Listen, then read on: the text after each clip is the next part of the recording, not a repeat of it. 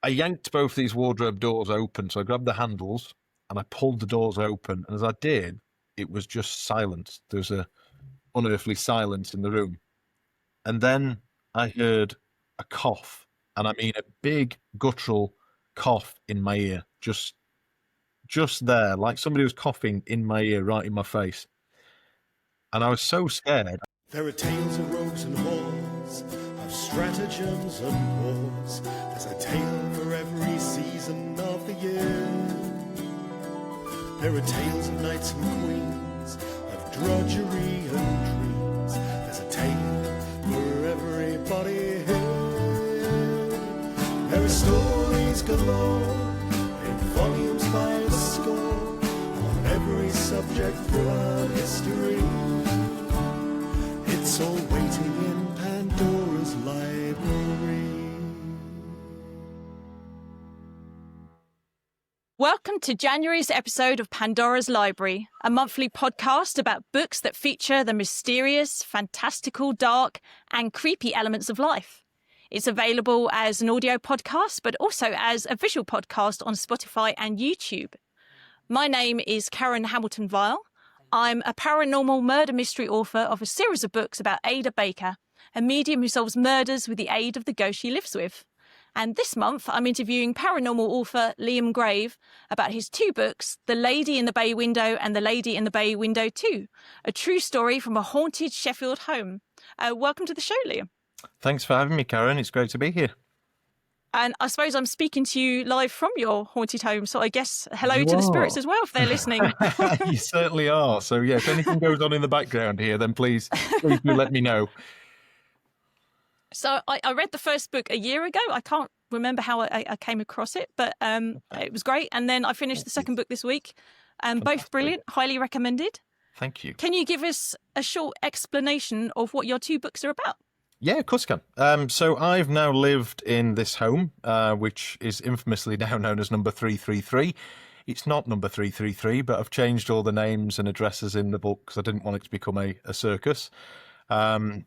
Basically, it's about me living in my haunted home for nigh on 21 years coming up this December. I was a fully fledged skeptic when I moved in here as a 19-year-old. And things have sort of turned my head since those days, 21 years ago, when I've seen things, heard things in the house that just aren't logically possible. And there's been now 7 sightings by 6 different people of the same old lady. These are all people that I know, but don't know each other. And hearing the eerie descriptions, which are very, very similar descriptions throughout the years of this old lady that's been seen in the house, is quite creepy, to say the least. And who or what do you feel is haunting your home? So we've got for the latest book, which obviously you've just read, The Lady in the Bay Window 2. There's a lady came forward who'd read the first book called Joanne. Who was a lovely local historian, and she's gone through all the National Archives, the local archives, and dug out photos and full history of the house. We believe now it's a lady called Mrs. Nielsen. Now, she's got quite a dark history, to say the least, but her daughter and husband and son lived here. We know that her daughter's husband actually passed away in this house. I've seen images of him. He's quite a strapping bloke is probably the best way to put it. I'm tall. I'm 6'4", and he looks a damn sight taller than me and quite sort of lurch-like in his shoulders. He's quite a big chap, but a very creepy, haunting photo from the archives, which unfortunately I can't share the images because they are from the National Archives, so it's not something I can share out on social media. But yeah, we think it might be Mrs. Nielsen or potentially Mrs. Tompkins, her daughter, who lived here for many years before her. Oh, because the other thing made you think was because you had some strange growls as well, didn't you? Your wife hear some growls or something? We did, yeah. We had. So the strange thing is, I mean, the whole books, both of the books, the first one being 18 years of me living in this haunted home, the latest book, which was released last Friday on Amazon, is about the past 2 years basically in the house. But it also sort of relays a couple of stories that weren't told in the first book, that sort of held back to tell in the second tale. They're all true stories. They're all real stories. One of which is about what we call the week of madness. So these things, living in a home like this, it doesn't happen all the time. There's no sort of regularity to it. It might be a month or two. We'll have a really calm house. It's a nice home. I've been here 21 years. I wouldn't be here if it wasn't a nice home. But then we'll have something that we call a week of madness, where you might start hearing footsteps around the house, or you'll see the odd door handle move when nobody's there to put any pressure on it, sort of spring-loaded door handles, which is quite creepy. But these things tend to escalate throughout that week, and then you get a sort of crescendo at the end with something happening. That what you're talking about with the growls was one of those weeks, and that was sort of midweek as well. That was during the week. My wife woke me up at about 7 o'clock in the morning and said, "There's something growling at the end of the bed." Now, Oh, freaky. now we have two dogs, two really manly dogs. We've got a Cavapoo and a Pomapoo, who are lovely dogs, and they sleep downstairs. They've got their own quarters downstairs, little cozy corner that they sleep in, which is far, far away from where we are up in the bedroom. Not that it's a huge house, it's a 3-bed semi-detached, but they are in the far end of the house downstairs. And they tend to be quite quiet as well. But this particular morning, my wife sort of woke me up and put her head into my chest and said, "There's something growling at the end of the bed. I need you to go and have a look." I sort of went to have a look over the edge of the bed, and there was nothing there. There was just a neat pile of clothes sat in the corner waiting to be put away. And I sort of crawled back into bed and looked at her and said, "What did it sound like? What was it? What was the noise?" And she said, "It wasn't just one noise. There were 3 growls that sort of got deeper and sort of more feral as it went along. It sounded like a wolf. It sounded Wow. like a very sort of, not like a domestic pet. It sounded a real sort of loud growl. We've never had that before. It was just that week that happened. But yeah, very strange occurrence. And what inspired you to record your paranormal experiences in a book? A lot of people have experiences, but what was the inspiration to write it all down? Yeah, sure. So basically, my mom, bless her, she had a very rare form of breast cancer, and we lost her back in May 23. But she'd been fighting this breast cancer for 5 years, and for the first 2 years of her treatment and from her diagnosis, I'd been doing sponsored dog walks. So the 2 pooches that I was just telling you about, we went on a lot of miles through a few months and raised a lot of money for Cancer Research UK, just under £3,000. And I slipped and damaged my knee. So my long dog walking days were over. And a good friend of mine came round to the house when I was in recovery, laid up on the sofa, waiting for surgery, and said, "Has anything paranormal happened?" So he used to live here. He actually used to rent this room that I'm in now, which is now my office, or my stepson's bedroom when he's back from university.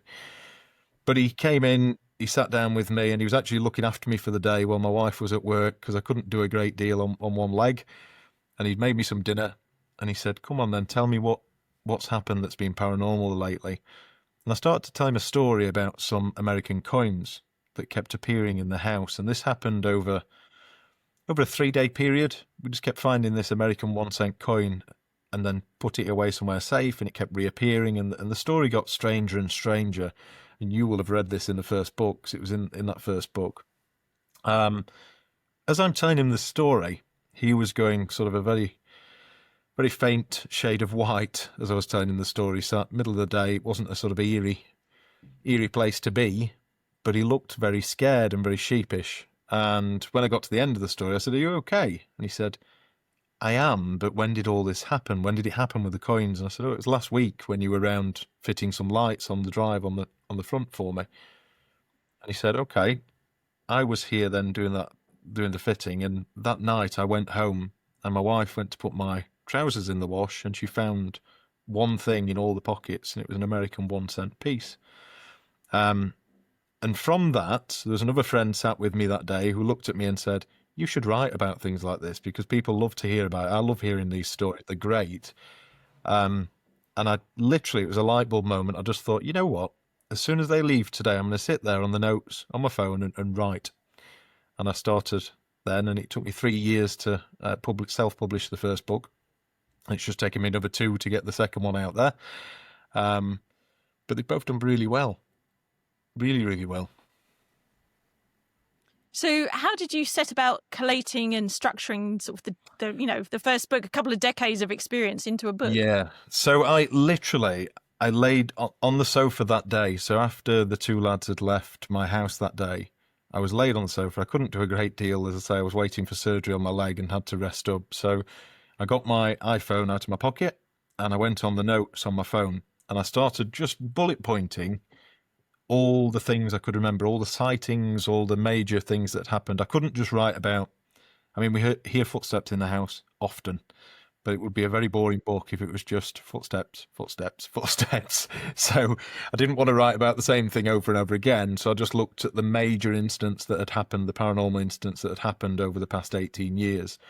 Once I'd bullet pointed all these down, I realised I had 25 really well worth telling stories, basically, of what happened in the house. And then I started just putting some meat on the bones by interviewing the people who were involved. Now, obviously, you've read the first book. There's probably only 3 or 4 stories that are actually aimed at me by anything paranormal, I think, probably in there. The rest are family and friends that have visited my home over the years. And there's been a lot, because through my 20s, I was a single chap, and I used to rent out the 2 spare rooms to friends or family throughout those years. So I don't know if you'd call it interviewing if it's with a friend, but chatting to them to find out what their experiences were like, how it made them feel. And I think through doing that, it was amazing to hear actually the fear in somebody's voice when they're telling you something that happened in the house. And a lot of these instances, I was there. I was actually witness when they were there, but didn't see the old lady, for instance. I've been there on three occasions when the ladies appeared in front of somebody and they've sort of been very shocked by it, as you would be, and I've not seen it. But yeah, I managed to get all the stories down. I actually started handing it round to friends and family just to say, look, I've never written before. Could you please have a read at this? I'd like to publish it and raise money for a cancer charity that's looking after my mum called Cavendish Cancer Care. And I said, every penny I want to go to them. But I need to make sure it's good enough to raise some money. So please read it. Make sure you're happy with it. And as I passed it around people, I was getting some fantastic feedback saying, we absolutely love it. It's incredible reading about the stories of what's happened in the house, the unknown, the unexplainable. But we want more. To which I said, okay, well, these are all true stories. I'm not going to make anything up to put in the book, but what do you mean by more? So they asked me to get a medium in the house, a spiritualist medium, and a paranormal team. So I did. I found a local spiritualist church, and I got the head medium there to come round to the house, a chap called Tim Doyle. And I didn't tell him my name. I told him my name was Mr. G. That was it. And said, I'm not going to give you any details because I'm quite a skeptic. I am still a very logical person. And I didn't want to give anything away. If he was going to find something out, and if he was a true medium, he was going to come in and tell me things that he should know about the house or about me. I didn't want to give that away in the first place, which worked really well, to be fair, because he shocked me within the first 5 minutes he was here. He was telling me things that he really shouldn't have known, a lot of which I couldn't put in the books. It was too personal to put in there. But he certainly made me more on the believer side of the fence with it. So the last 2 chapters are basically him and then a night stop by a paranormal investigation team called Awakening the Paranormal. And that's where I sort of wrapped up the first book. Do you have a feeling why? Because it's mostly other people that have seen her, isn't it, rather than yourself? Is that right? It is, yeah. So why might that be? I genuinely do not know. There's been six people, 7 sightings. One of which has come forward for the second book, who is a chap who used to live across the road. Somebody I've never met before in my life, but somehow the first book fell into his hands when it had been out a few months. And he contacted me via the Facebook page and said, I need to speak with you. I thought this was a non-event, but I saw the lady in the bay window after she'd passed. And he'd lived in the house across the road since 1967. He grew up on this street. He doesn't live here anymore, but his mom lived there until 2020 when she passed. So it was really strange. And again, I invited him round to the house to interview him for book 2. So he was one of the 6 people who's seen this lady in the bay window. She's not always spotted there. 3 of the sightings are in the bay window. The other 4 aren't. So they are in various places in the garden, in the house. So yeah, it's very strange. But I don't know why it's not me. In the answer to that, long answer.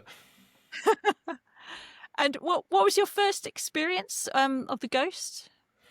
Can you remember what the I can't first remember ever was? exactly what my first experience, but I can tell you what my first real head-turning experience was for me to think, actually, there's something going on here that's beyond anybody's understanding. And that was sitting on the sofa with my wife and seeing a spring-loaded door handle literally come down in front of both of our eyes. I watched the door handle come down.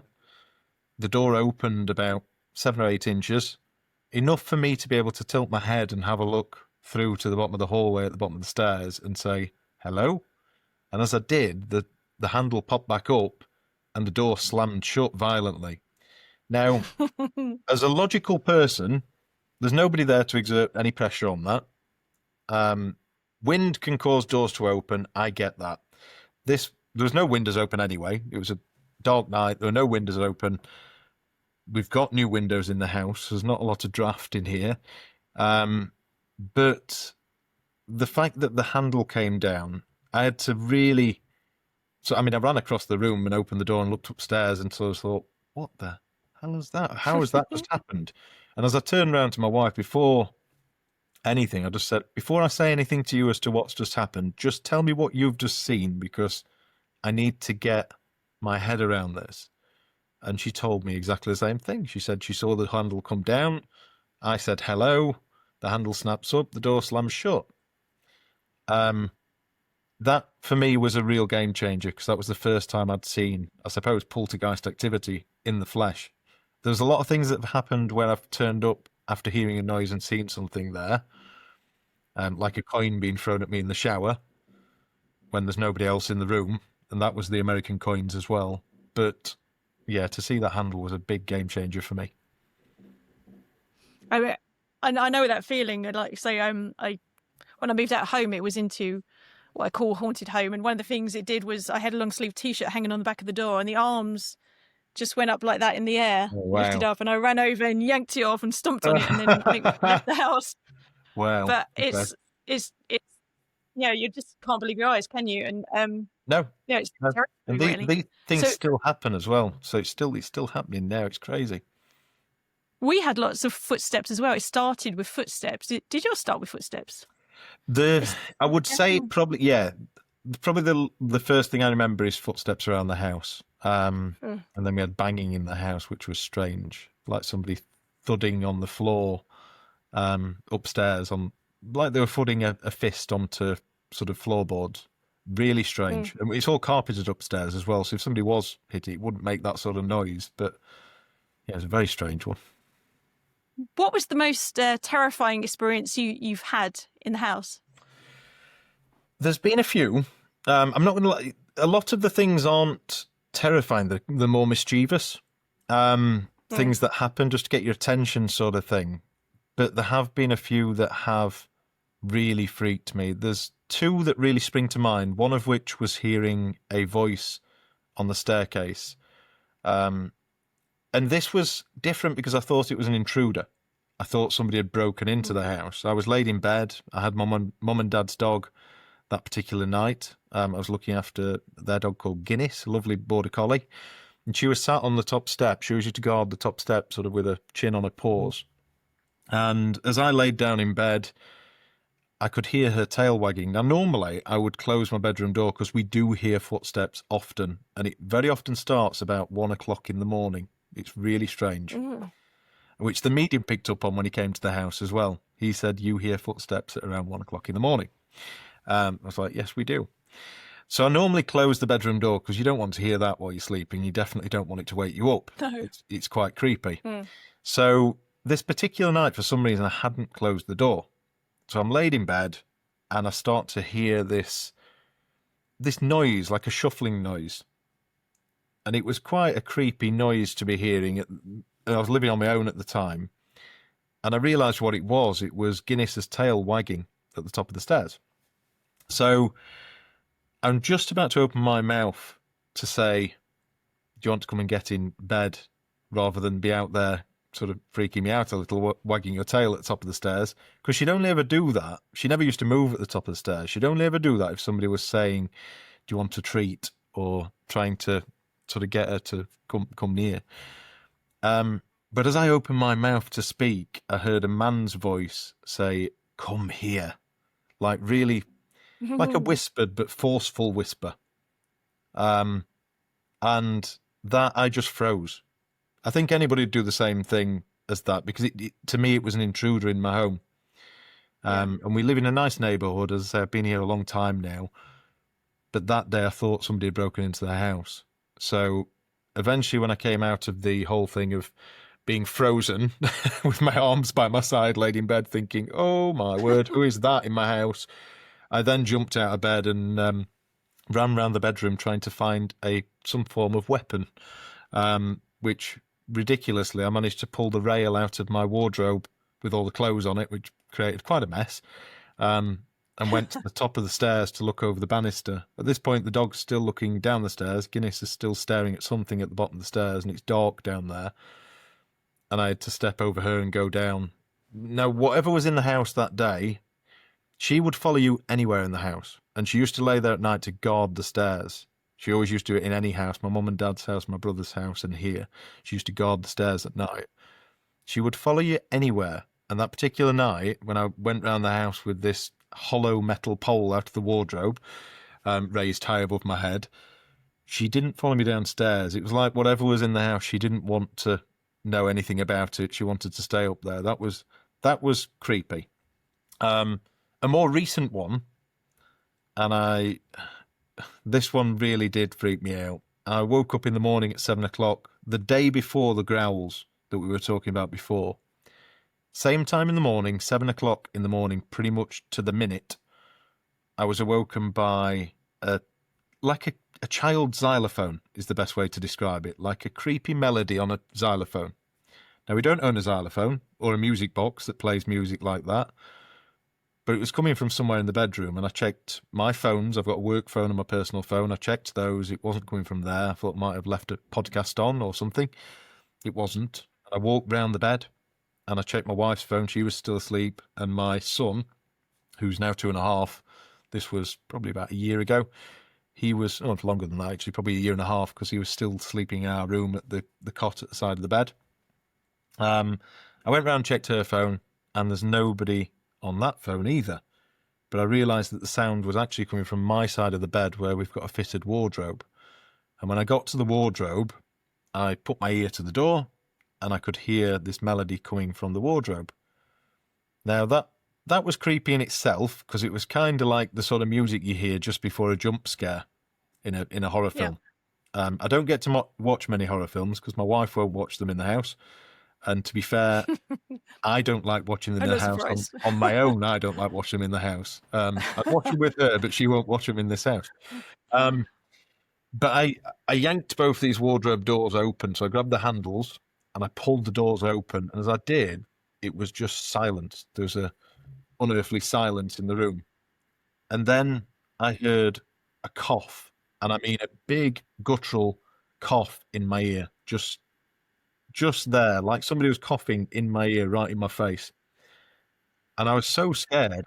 I couldn't move. I stood there still holding the door handles to the wardrobe, but could not move. And I couldn't hardly speak to get some attention from my wife in the background. That was a scary thing, because I genuinely it felt like somebody was stood next to me, like someone was pressed up against me. It wasn't nice. So that first experience you mentioned reminds me of the internet meme about, oh, what's that noise in the house? Oh, don't worry, it's just a ghost. It's not an intruder. I don't know if you've seen that one. Yeah, it is. Very much so, yeah. You had a paranormal team investigate the house, and do you feel that it helped or hindered the situation in the house? So there's been a couple now. So we had Awakening the Paranormal came in for the first book. They came and spent probably about 6 or 7 hours here. They brought they all investigated very different, these guys. So the first team brought in lots of gadgets and gizmos that I'd never seen before in my life. which were all going off simultaneously at times, which he was saying was very strange. They don't normally get that sort of stuff. It was quite a lively night that night. Well, so much so that I went to bed with the television and the light on because there was a lot of noise in the house. It was like the house had come to life after they left the property. The second lot was a team called Ghosts on Trent, who are quite well known across YouTube. Very respected paranormal enthusiasts, investigators that basically do a serious job. They'll go around your house or normally around old castles and things like that, older buildings. But they came here, I invited them to come around and have a look, and they spent 24 hours here. They set up 6 cameras, I think it was. So there's a lot of footage to edit through. And to be honest, not a lot happened on the day. There were quite a few noises in the day when we left the house. Now, whether they are, I'm using my logical brain here, whether that was the house settling noises, could have been. Mm-hmm. But if you bear in mind, we had the cameras rolling for 24 hours and these noises didn't happen at any other point apart from when we left the house for an hour and a half. So that was a little bit strange. And there was something captured potentially in one of the windows, which caused a bit of a stir in the paranormal world. If you've not seen that yet, you can find it on YouTube, Ghosts on Trent at my Sheffield Home. 51 minutes and 21 seconds in, we found something after it had been uploaded to YouTube that it's either a very good case of pareidolia or that somebody stood at the window. And it to me looks like there's a person there, but I have invited them to come back and investigate it by using the same cameras, the same lighting, and even putting some water on the window because we need to test. It was raining that day. So if it's not raining, we need to put some water on the outside of the window and really test it. That was strange. But yeah, it was quite a quiet day with Ghosts on Trent, unless that was somebody stood at the window and we actually caught a ghost on camera, which would be amazing. And the third one was a team called My Haunted Hotel. Now, they were doing a road trip for men's mental health and reached out to me and said, your story about raising money for the cancer charity is amazing. Can we come and talk to you about it and potentially do a bit of a investigation while we're at your home?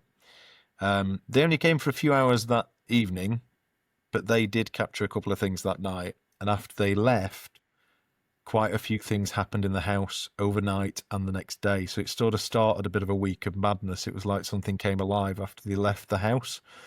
But yeah, they had a couple of bits happen while they were here as well. I have heard that before, that a paranormal investigation can sort of stir things up a bit. And yeah, interesting. Yeah, it was a bit crazy what happened after they left as well, because there was a picture of myself and my wife. It's a bit unnerving, this, to be fair. There was a picture of my wife and I on our wedding day, and it's on my bedside table. It's a nice picture, about yay sort of size, and it's of our first dance. And I was the only one in the house because I had to ship my wife and my son away to a hotel for the night while the investigators came. So they'd gone to a nice hotel for the night, and there's nobody else in the house apart from me, and the house was immaculate because I had people coming in with UHD cameras to film around here, so it had to be well presented. So I knew where everything was, and I woke up that morning, made the bed, as I always do. I'm quite OCD like that, and I went downstairs, had my breakfast. Later that day, just before my wife got back, I'd walked into the bedroom, and that picture was on the centre of the bed, propped up in the centre of the bed. And I know I'd not put it there, and there's nobody else had been in the house. It was really strange, and that was sort of the start of a sequence of events that happened that week. Almost, maybe the ghost was saying, where is she? Or something. I don't know. Yeah, maybe. But it was a strange, it unnerved my wife a little bit, that one, to be fair. What do you feel is the best evidence that you've had over all this time for the existence of ghosts? Do you know what? Probably some of the EVPs that we've caught have been phenomenal, especially because one of them, and if you've not heard this, I've put it on the Facebook page, and I did the right thing by putting it on and not saying it. I just said, look, I think we've captured an EVP here. Can you tell me what it says? And that's the strange thing with electronic voice phenomena. People hear different things. But with this one, a number of people heard the same thing. So I left it a couple of days, and a lot of people were messaging me saying, it says, I love you, Grace. Now, the weird thing is, there's two strange steps to this. So I've called my wife in the book Grace. All the names are changed. I've called her Grace in the book. Also, one of the former residents of the house, now that her history's been done, I didn't know this at the time, one of the former residents of the house is called Grace. And the EVP to me is very clear. It says, I love you, Grace. And about 50 seconds after that, on the same clip, you hear somebody say, be quiet. Shelley, what's the family secret?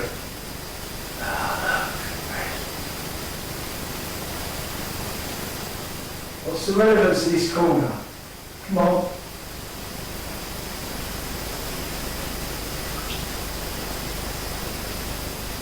Can you tell me what the relevance of this corner is?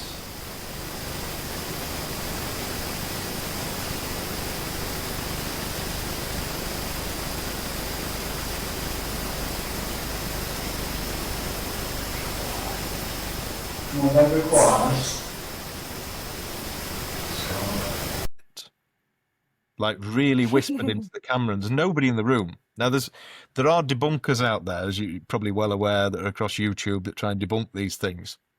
I was there that night. That was on the night when Awakening the Paranormal came to do their investigation. And the camera that picked this up was my own camera, which I'd set up in the front room. And we were, if you walk out the front room, through the kitchen, there's an extension. It's like an open plan kitchen. We were in the far side of the extension, all stood around the table on camera at the time. There were 4 people in the house, 3 of them and me. There's nobody else in the house. And that be quiet is whispered into the camera. And the I love you, Grace is coming from somewhere in the vicinity of that camera.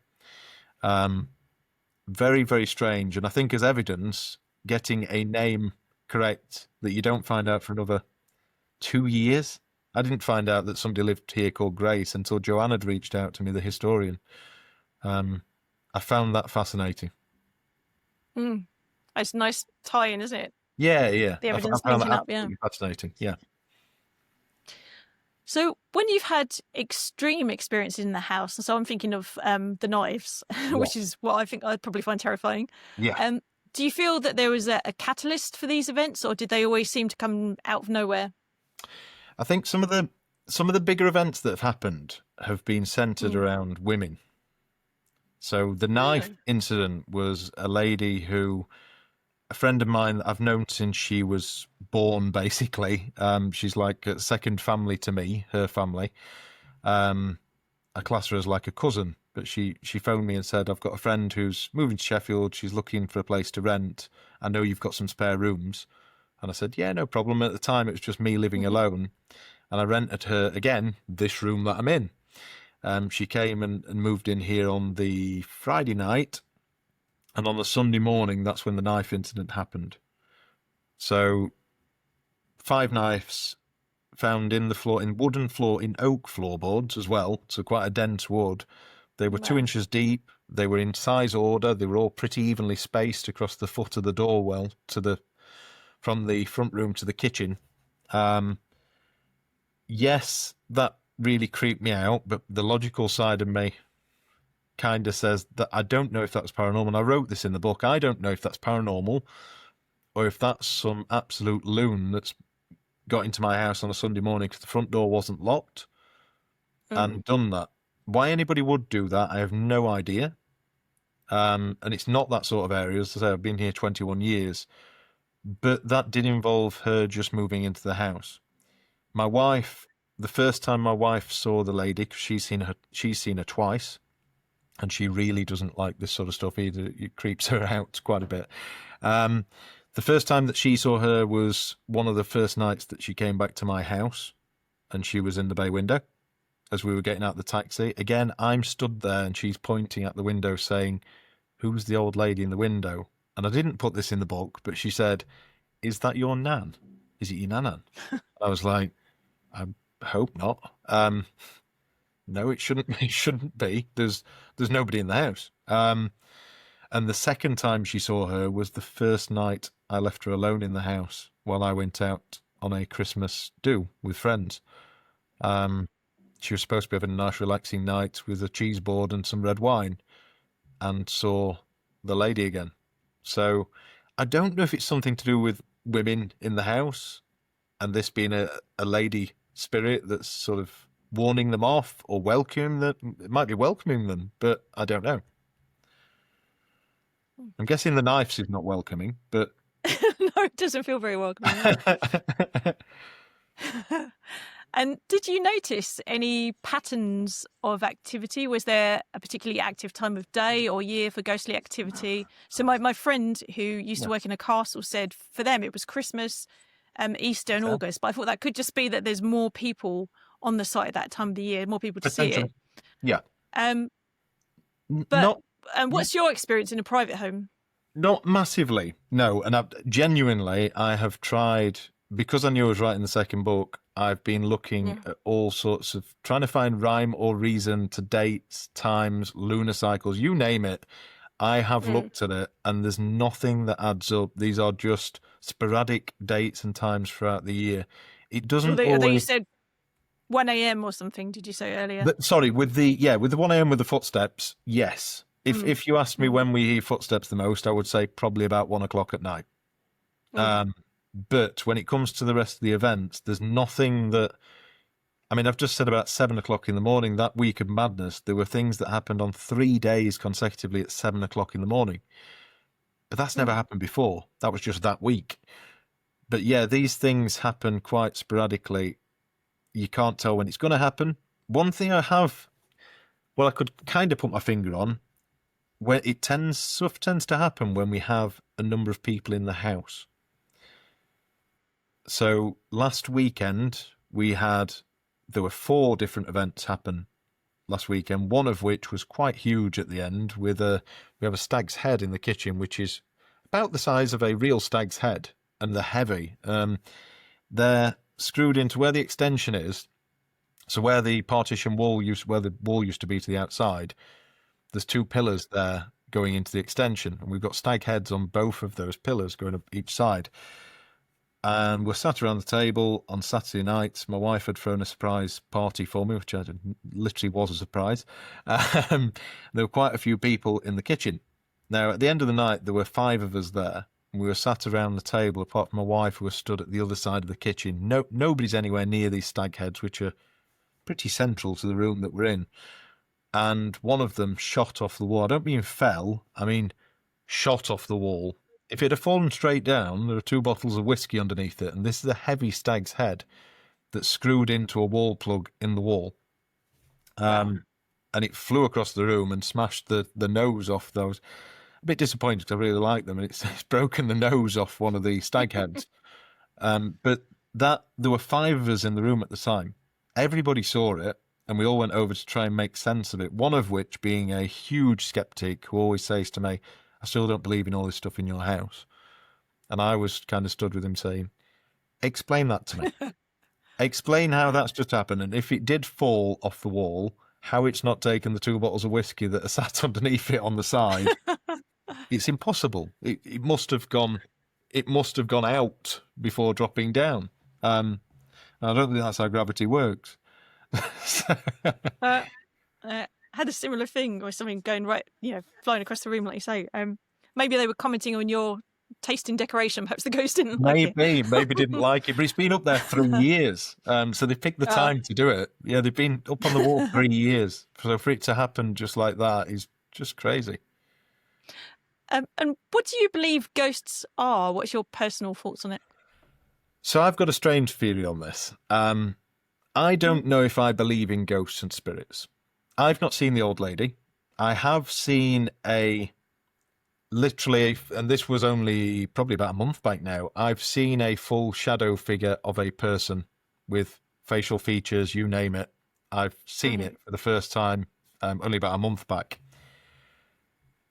Do I believe it's ghosts, or do I believe it's some sort of... I think it's some sort of energy that we're not aware of yet. I think there are still things being discovered in the world, which there are. Every day, people are finding new species in the sea and that sort of stuff. There's things that are yet to be discovered. I think it might be something like that. I don't know if I'm I know things happen in this house. I can tell you that for definite, because I've seen them, I've heard them. But I wouldn't put my hat on it and say it's ghosts and spirits. It could just be some sort Spirits of of energy. not spirits of dead people. You're saying just It could, some yeah, sort of it could just energy. be some sort of energy, is what I would say. But if it's hard to say that when I've got people who I put a lot of faith and trust into, close friends and family that have seen the old lady. It's kind of saying, "Well, you're lying," but I'm not saying that. It could be ghosts and spirits. I'm open to it. Mm. But I genuinely think there are things we haven't discovered yet, and it could be something like that. Is my thought. It's interesting that you said you were 19 as well, isn't it? Because that's when a lot of people have sort of poltergeist experiences in their teens. And I mean, I was 19, so Okay. it's interesting that a lot of people have experiences around about that age. But then yours has gone on for so long. Yeah, it's gone on now on 21 years this December, so it's gone on a long, long time, and it's still, like I say, it's still going on. It's actually been quite a hotbed of activity over the past month. So yeah. And in my own experience with the poltergeist, before any strong activity, I felt a sort of electric feeling in the air, so a bit like the feeling before a thunderstorm breaks. And Yep. have you ever experienced anything like that yourself? I have, yeah, plenty of times. Oh, interesting. Yeah. Yes, and it's normally just before something happens or just after something happens. You get the feeling. It's very hard to describe what it is, but I think you've just put it quite well. Like the feeling a storm's going to happen. It's a strange, quite oppressive feeling, is how I've described it before. And you could be walking. I mean, to put it in context, when I had somebody around to do a podcast here not too long back, and they were quite scared. They'd read the first book, and they were quite scared about walking around the house. They're full-on believers in everything, and they were quite scared of going around the house. And I said, I'll take you for a tour around the house.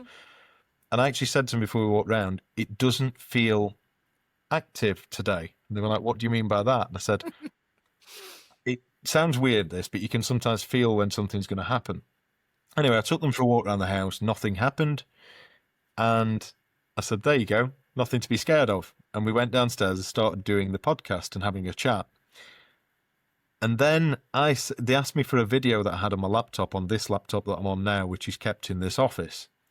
And I came upstairs to get the laptop, and when I walked in the room, that feeling hit me. And it was like somebody was stood in the room with me, and I froze for a second. It's making the hairs stand up on my arms now talking about it. I froze for a second, and I sort of looked up as if to say, I know there's somebody here, and I don't want to know about it right now. I'm going back downstairs. And I went back into the kitchen and looked at the guys, and just as I was about to speak, one of my little boy's toys went off in the front room. And I was just about to say, something's going to happen in a minute, because I've just felt that something's going to happen. And it's never gone off. This toy's never gone off before. It's never gone off since on its own. But a mechanical toy, which can have glitches, I get that. Me using my skeptical mind again. But it happened just as I was about to say, something's just about to happen. And then I sent them upstairs to have a walk round and said, just go and check how you feel about things upstairs. And I know this can be like cross-pollination or whatever you want to call it. But they went upstairs to have a look round and said, yeah, it feels really oppressive up there now. It feels scary. It feels like not a nice place to be. I mean, that leads quite nicely into my next question, actually, because I see so many parallels between your experiences and mine, although mine was over a much shorter period of time. I can't even remember how long now, maybe 1.5, 2 years. Okay.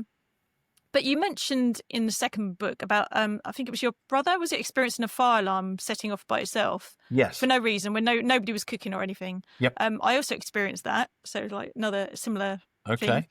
thing. But my experience was back in the early 1990s. And at that time, of course, didn't have many gadgets, didn't have any sort of phone, not even a landline.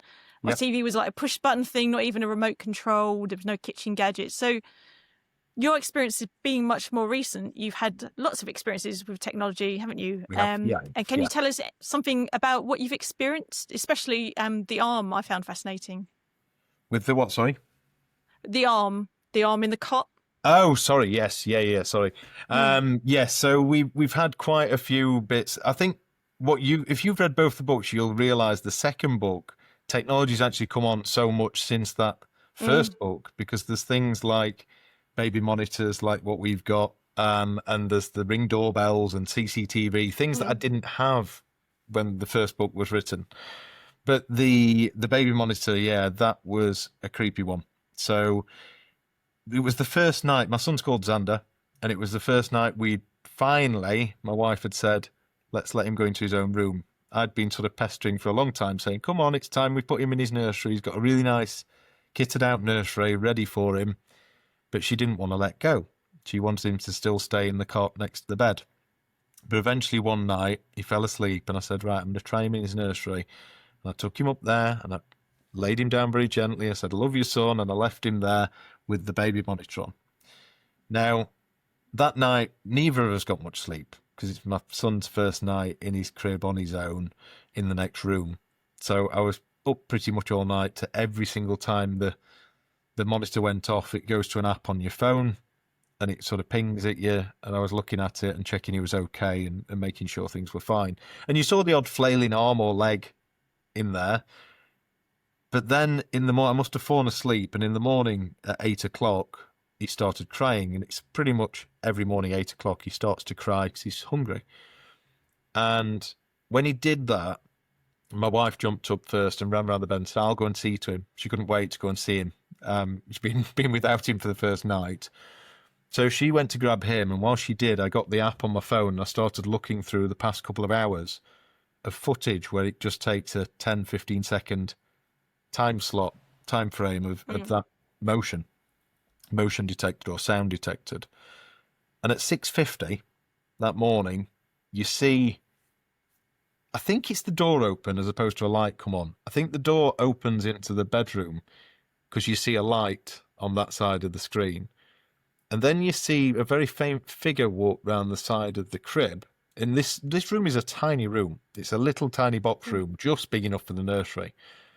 But you see this figure sort of get round the other side of the crib, and then the arm seems to go through the bars. It doesn't go over the bars and into the crib. It goes through the bars and picks something up, which I think's a dummy. I've looked back at the footage many times and zoomed in. I think it's a pacifier or a dummy. right. And then the arm goes back through the bars. Now, the strangest thing about it is at the end of the video, whatever's there doesn't leave the room, it just dissipates in the corner. Now, if you've seen that room, it's very small. There's one door in, one door out. It's just one door. And it just seems to dissipate in the corner and disappear. Now, I very quickly shouted my wife back into the room and said, "You didn't get up at 6:50 this morning, did you?" And she came and looked at the video and said, "That's not me." And it definitely wasn't me. I cannot explain it. And we've tried to recreate it. I've posted these videos on Facebook for people to view and give me some theories on what they think's happened. The arm's not mine or my wife's, and there's only us two in the house with the little one. So unless somebody snuck into the house in the middle of at 6 o'clock in the morning and done that, then there's something Yeah. very paranormal about it. Yeah, it was creepy. It does creep me out a little bit, that one. Highly unlikely, isn't it? But yeah, it's affected lots of your electrical stuff, hasn't it? I saw something this week, and you never know if it's real on the internet, but it was a woman in a microwave just keeps going off on its own, it just starts, which could be quite dangerous, really. Very But dangerous, yeah. Yeah. no, it's fascinating how, I mean, that sort of fits with your energy idea, doesn't it, really? That sort of energy affecting Yeah, it genuinely different things could be. like that. We've had the shower turn itself on in the middle of the night, which again is very, very strange. And this is it's not an electric shower, by the way. It's the old fashioned handle turning Oh, job. handle, okay.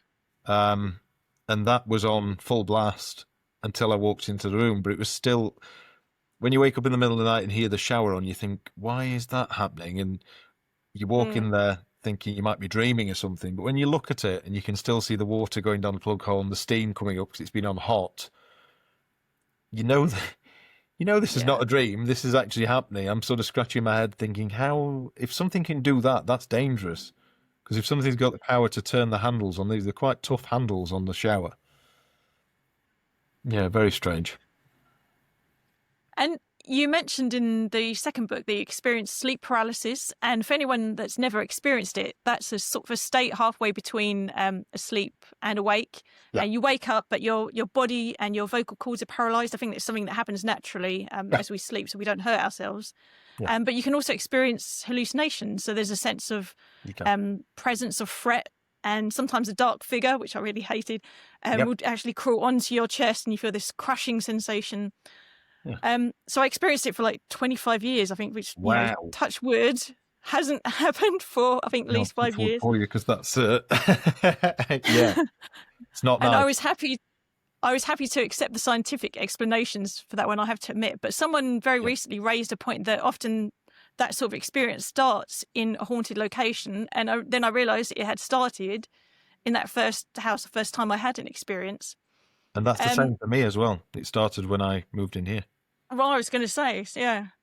So what, soon after you moved in? It was not too far after I moved in. And the scientific side of it, you would say it's probably burning the candle at both ends. I worked a very busy job. I was working 60, 70 hours a week, and I was trying to go out with the lads at a weekend and trying to keep up with them as well.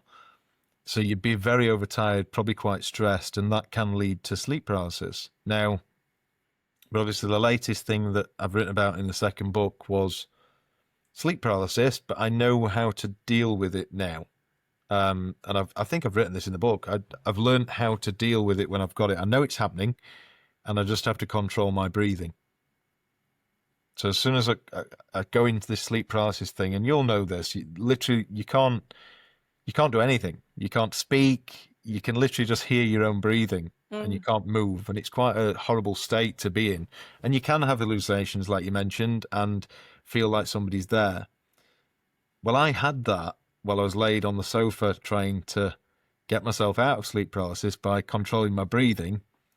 But then I felt something prod me in the back hard, really in the shoulder blade, like somebody really dig into my shoulder blade. And it woke me from the sleep paralysis. So you'll know if somebody touches you while in sleep paralysis or anything, it wakes you up. Yeah. It woke me from the paralysis, but I could feel my shoulder blade hurting.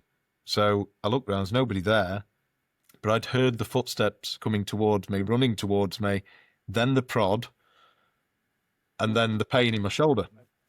So how does that happen? And genuinely, I had a mark on my shoulder the size of a £1 coin that was a bruise.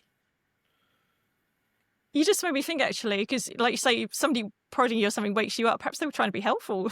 Well, I've actually put that in the book. It could be a presence trying to rouse me from sleep paralysis, or it could be something far more sinister taking advantage of me while I'm in sleep paralysis.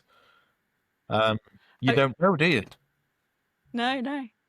And my husband says I sound like a demented goat because I'm always trying to say his name, but because my vocal cords are paralysed, it comes out. You know that scene in Willow where she's going, Willow! Yeah.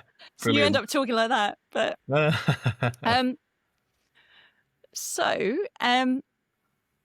you also mentioned, as you said earlier, about the coins appearing in your home, and it even spread outside your home. And that made me think of this guy called Darren Ritson. His book mentioned the possibility of something called paranormal contagion in regards to poltergeists. Have you read his book? What do you think of that idea? I haven't read his book. Just remind me exactly what that entails, Karen.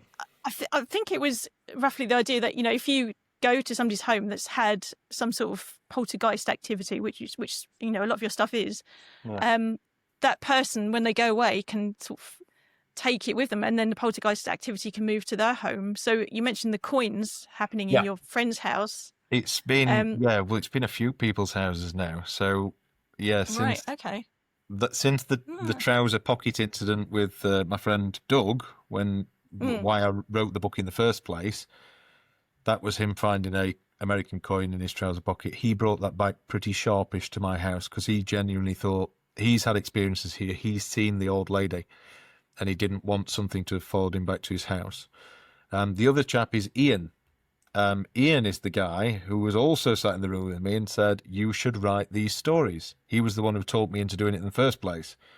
So both those two people both found coins. So Ian had been at my house all evening. He had his wife and his son round. We had a late tea or dinner, you call it. And we probably stayed up later than we should have for new parents. We were up till about 11:30, which was late for us. And they left to go home. And at 12 o'clock that night, I had a message from his partner called Georgia saying, "You're not, well, is this your coin?" Basically, I think she had a palm out on the photo, sent me a WhatsApp, and there was a 1 cent coin. "Is this your 1 cent coin? I hope your spirits haven't followed us home." Ian had got up in the middle of the night to go to the toilet at 12 o'clock. And as he walked out onto the landing, there was a 1 cent coin right in the middle of the carpet in front of his door to his bedroom. Neither of which had been to America and were quite creeped out by it. And again, they brought that coin back to my house pretty quick because they didn't want somebody following them home. And I get that. Yeah, I get that. Oh, I have to send you a link to his book. It's quite interesting. Yeah, certainly. Yeah, I'm interested in stuff like that. Yeah, definitely. So, profits from the first book sales go towards Cavendish Cancer Care. Yes. And the last I saw on your media, I think this week, was it made £50,000 so far. Amazing. It's just gone over, literally this morning, it's gone over £50,000. So I'm really so pleased. So very generously, you've sort of donated that all to the charity. Can you tell us why you chose to do that? Yeah, of course I can. As I mentioned before, my mum had a very rare form of breast cancer. And throughout her diagnosis and treatment, Cavendish Cancer Care really looked after my mum. And since then, they've looked after my family with dealing with grief and that side of things. But before my mum passed, I said to her, "Look, I've written this book. I don't know how much. I mean, I told Cavendish Cancer Care I thought it'd raise about £2,500. It did that in the first day it went on sale. But I sat with my mum and said, "Look, I'd like you to choose which charity all the money goes to. I don't want a penny from it. I want it all to go to somebody who's looked after you." And she chose Cavendish Cancer Care. Cavendish have actually just merged with a larger charity called Western Park, the Western Park Cancer Charity, who a lot of people from Sheffield will be aware that they're a very big charity around here. And yeah, I'm so proud to be a part of it. And the £50,000 goes a long way. It helps a lot of people who are going through similar sort of things, dealing with grief or dealing with the diagnosis and the treatments that they're going through for cancer, which is great. It's a very proud moment every day to see the money going to the charity for that. Can we chat about your experience with the HMRC and the money raised from the first book, as I think it's to help other authors? Yeah, of course, please. Yeah, do, because I don't want anybody else to get caught with that. So basically, when I wrote the first book, as I mentioned, I only thought it'd raise about £2,500 for the charity to look after other people. It went on to do, I think it was about 30,000 in the first year. It was just over 30,000. And I had a letter come through the post from the HMRC. I'll not mention exactly what number was on it, but it was over 5 digits, big digits. And I kind of panicked and thought, well, why have I got a bill to pay tax for this amount? Because I've been employed. I've been very lucky to be employed all my life from being 15 years old. And obviously all the money from this, it goes directly from Amazon to the cancer charity. So it doesn't touch my bank account. It goes directly from them to the cancer charity. And that's how I'd set it up, thinking that because I'm doing it that way, I've signed the book over to the cancer charity as well. So it's not like it's under my, yes, it's got a pseudonym on the front. It's got William Seagrave. My name's Liam. It's not, not William Seagrave. But the money doesn't touch my bank. I thought I'd be fine. And I wasn't. I got a letter through saying that you owe X amount of money. I had to get an accountant involved, get a solicitor involved. I actually got the local MP involved because I couldn't get any. The HMRC was saying, you owe X amount, you've got to pay it. And I said, but I haven't had the money. The charity's had the money. So how can I pay tax on money that I've not had? And they said, it's because you've written a book, and that is intellectual property in essence. You own the rights to it. So whether you've had the money or not, it's up to you that you've given the money away. You owe the tax on it. That's incredible. So yeah, I eventually got the bill down to £2,500, which was a lot easier to swallow. I mean, I shouldn't have had to swallow anything. I think it's disgraceful, if I'm being honest, that they Yeah. couldn't solve it. They can clearly see that I've not had the money, because it doesn't even go to my bank. It goes directly to a charity from Amazon. So I thought it was an absolute disgrace, and so did a lot of the followers of the book as well. But it's one of those, isn't it? There's nothing I could do about it. It was either that or face the consequences of not paying tax, which I don't fancy jail time or a bigger fine. So I ended up having to pay the fee. But if you don't want that to happen to you, there are ways and means that you can do it. So what I've done now, I've set up a limited company. So the money goes, instead of it going directly to the charity, the money goes into the limited company. And I've signed over all the rights to that book officially, so through a solicitor, to the charity. Right. So now the money hits the limited company, and it's set up every year that money is then dumped out at the end of the year just to go to the charity. So there are ways and means that you can do it. Yeah. So you won't get fined again. I It won't won't get get taxed fined. again. Rather. I won't get fined on it. I won't get taxed on it. It'll literally be going out of the limited company to the charity at the end of the year. And it'll be nice to do it at Christmas time as well, because it'll really help them. So, yeah, there are ways and means to sort it. I don't want anybody else getting stung like that, because it wasn't very nice, as No. you can imagine. Well, my grandfather's World War One diaries I had, and I was going to publish it. I thought, money, I'll give that to, I don't know, Help for Heroes or something. But I had no idea anything like that was possible. So thanks for sharing that. That's really No useful problem. to know. No, that's okay. That's all right. Do readers of your book ever share their own paranormal experiences with you? Yeah. Yeah, I love it as well, to be fair. So there's quite a tight-knit following. I didn't realise how passionate the paranormal world was. So everybody who's anybody has been in touch with me, and it's been great, and people do share their stories, and it's quite nice to hear that other people, like you've been telling me about, your stories are quite similar to mine. Yeah. It's quite nice to hear that, because it makes you think, I'm not a nutter then, because it happens to other people as well. So yeah, it's quite nice to hear the stories, and some of them are phenomenal what you hear as well. But it's so much so that I'm following your roots. I'm starting a podcast in January, where I'll be interviewing. I'm going to start off by interviewing some of the people that have had paranormal things happen in my home. But then I'm going to go further afield, and I've got a list of people already set up to talk to who've had some pretty horrendous things, some of them, but some of them just fascinate me, how the stuff's happened. And these are genuine people. These are genuine, everyday people like me and you that things have happened to, and I just find it fascinating.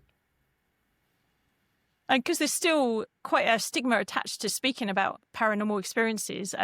It's become more mainstream lately with people like Danny Robbins and yourself bringing it to the fore. Yeah. But I still see people, and they speak to you in frightened whispers, because they don't want other people to know, just in case they think they're mad or something. Do you think that science will ever prove what ghosts are, or will ghosts become the normal rather than the paranormal? It's too hard to sort of say on that front. I don't know the answer to it. I would love to get some answers to the various questions that I have about what's going on here. I would absolutely love that. Of course I would. And I think anybody would want to know, are the spirits about? Are the ghosts about? Are the loved ones still here? That sort of stuff. But I suppose we'll have to wait and see if that ever happens. But you're right. And people are quite scared to come forward and talk. It's quite nice that people do send me private messages on Facebook and things that say, can I just tell you about this that happened with me? And they ask me questions to say, what do you think? I'm like, I'm no expert. I just write about my experiences and tell you how I feel about them. But I'm intrigued to hear what you're saying. And obviously I'm not going to ridicule you for it, because I've been there and got the T-shirt for it. So yeah. You're a safe space for them, aren't you? Yeah, basically. Release. Yeah. And if they do want to talk about it on the podcast, I'm more than happy to talk to them about it. But I nearly didn't release the book for the same fear. I work in quite a professional job, and I was worried about releasing the book and what would be said about me. So it took a big step for me to do that in the first place. And one of the biggest stories in the book was about my brother and him being scared. And he didn't want me to put that in the book at all. Even if I was changing his name, he was saying, no, please don't do that. I don't want people hearing that I've seen a ghost, because he's one of the ones that's seen the lady. But eventually he agreed, because it was for the cancer charity. Eventually he agreed that I could do it, because it's one of the bigger hitting stories, to be fair, in the book, especially because he's like the opposite. I'm a lover, not a fighter. He's like the opposite of me, and he's a big brute of a guy. So for him to be petrified by seeing a ghost was a big thing. My experience still obviously affects me now. I'm doing a podcast about the paranormal here. Yeah, of course. How has the experience profoundly affected you and perhaps your views on the world, or even life after death? Do you think it's changed it at all? Yes, yeah, of course it has. Because since nothing before I moved into this house at 19 years old, nothing paranormal had ever happened to me before that. And over the last 21 years, things have happened. Now, the weird thing is, for me, I'm so intrigued by it, even if it is something that scares me, like that cough, like the voice on the stairs, I run towards it as opposed to away from it, because I want to know the answer. So I'll not run away screaming about it. Yes, it might scare me, but then I'll go, ooh, but what was it? Let me go and have a look. So yeah, it's massively changed how I feel about stuff like that. And life after death, I don't know. Again, I don't know the answer to that. I don't know if it is ghosts and spirits and things. I'd love to think it was. It'd be lovely to think that your loved ones are still around you. But I don't know. So The Lady in the Bay Window has been turned into a play by Coalface Productions. Yeah. Can you tell us a bit about that? Of course I can. It's been a phenomenal roller coaster the past 2 years, with TV and film companies and all that sort of stuff getting in contact. But the theatre play, with 2 local playwrights from Barnsley, the lovely blokes, Liam and Paul, and we've got a full theatrical cast. So they contacted me, they loved the first book, and they wanted to write a play about it. So I said, okay, happy to help where you need. Let's have a look at a script. Everything's been put together. The rehearsals are well underway. We've booked 3 theatres, the Sheffield Drama Studio in January. We've got Barnsley Lamp Room in February next year. And we've got Penistone Paramount in March next year. The Sheffield Drama Studio sold out in 3 days. They've never sold out a play as fast, and asked us to do more nights because it sold out so fast. Then the Barnsley Lamp Room is now sold out as well. That's 240 seats per night, 2 nights. And then Penistone Paramount on the first night has sold about 85%, I think, so far.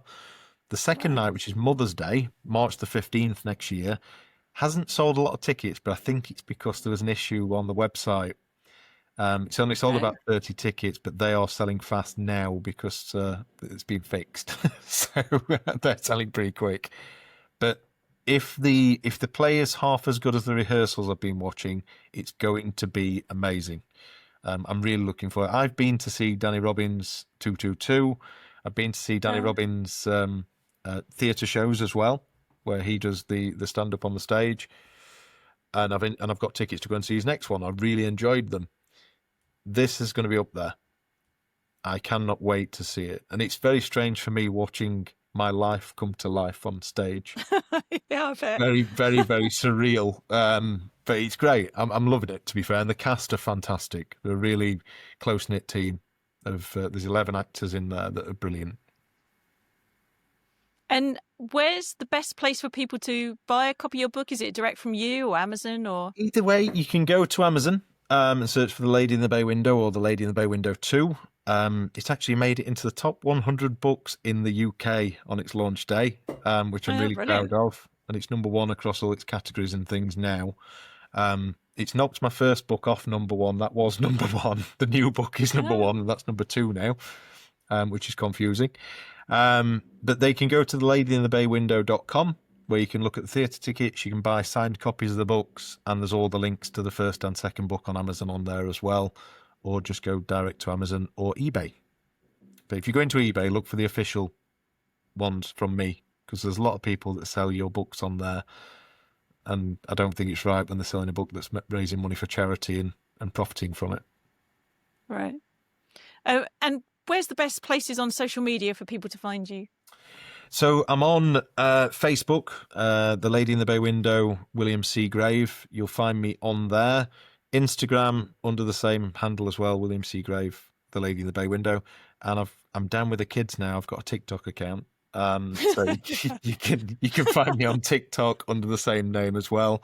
But everything I share is the same across all 3 platforms. It just depends which one you want to use yourself. Again, you can find the links to all of those on theladyinthebaywindow.com. Okay. Lovely. It's been fascinating talking to you. Thank you for having me, really Sharon. interesting. Thank you for coming on. And thanks very much. And say goodbye to everybody and see you next time. Thank you ever so much, guys. Thank you. There are stories galore, in volumes by the score, on every subject throughout history. It's all waiting in